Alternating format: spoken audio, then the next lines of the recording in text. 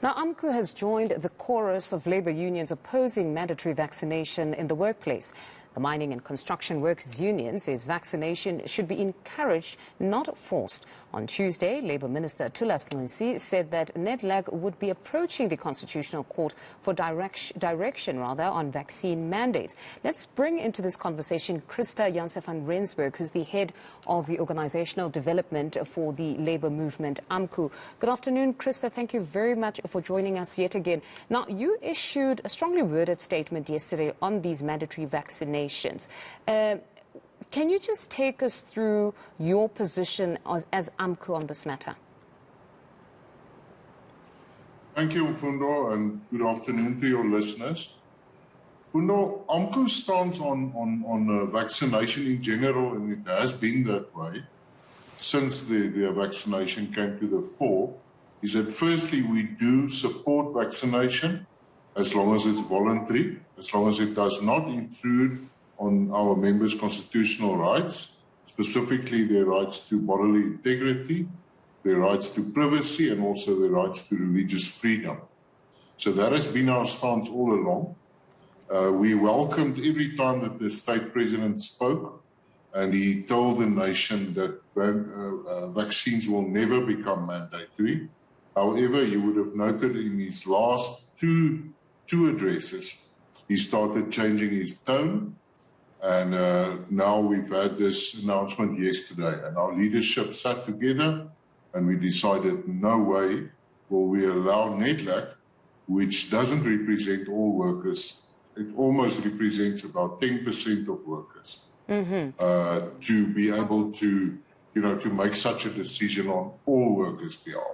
Specifically that very statement of us perhaps as the media elevating the position of Nedlac, as you say that it doesn't represent all unions, granted it represents labour federations such as COSATU, FEDUSA and NACTU, but this honestly is a very important conversation and must be had. So which legitimate forum must facilitate such a conversation on vaccinations if we were to talk mandatory vaccinations at that? I would actually, if it was up to me, I would say it should be de-escalated to company-level negotiations. I don't think it's something that we should change the constitutional interpretation of the constitution of our country. However, as you saw, the minister chose to go to the Constitutional Court.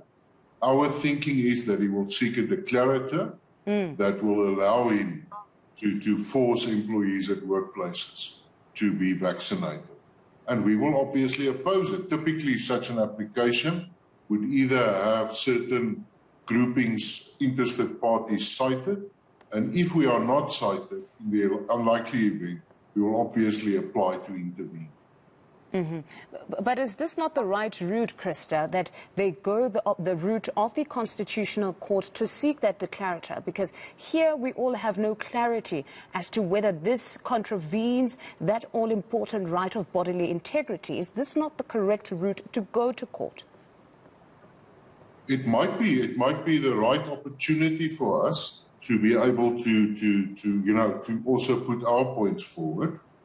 But we still feel, the energy, if you see the energy of the minister, you and I spoke on Saturday about all the deaths in mining.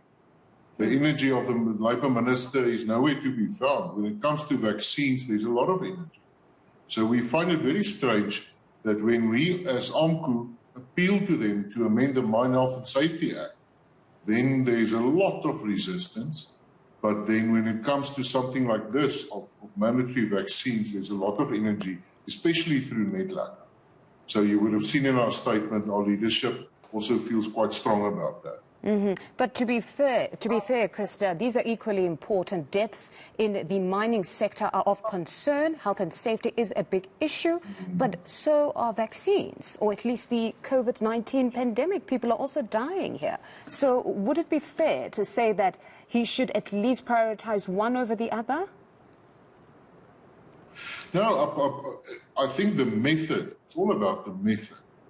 Remember, AMCU was at the spearhead of putting in place regulations around COVID-19.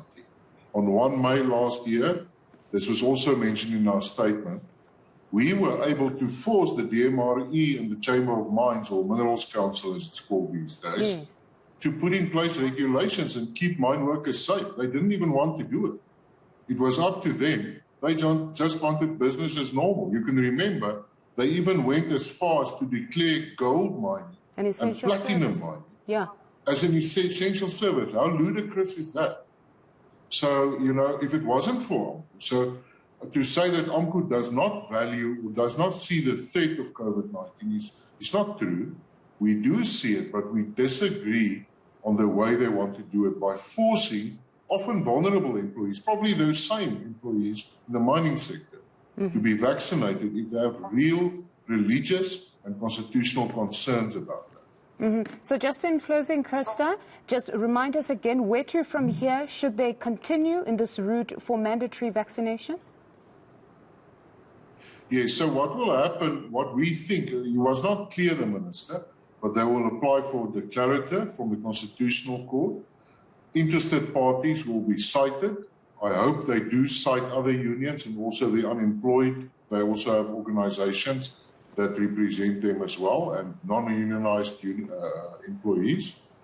And then if they don't, we will ask to intervene, and then the case will come. The problem is, what we sit with currently, you probably know, MTN has already implemented, Discovery has implemented. In the mining sector, Sibanye-Stillwater is pushing hard to implement mandatory vaccinations. And this uncertainty, as you said earlier, is leading to a lot of opportunistic employers taking their chance and just pushing through without this declarative in place. And we will obviously oppose that as well. No, Krister, it's always a pleasure having you with us. That's Krister Janse van Rensburg, AMCU's Head of Organisational Development, talking to us there.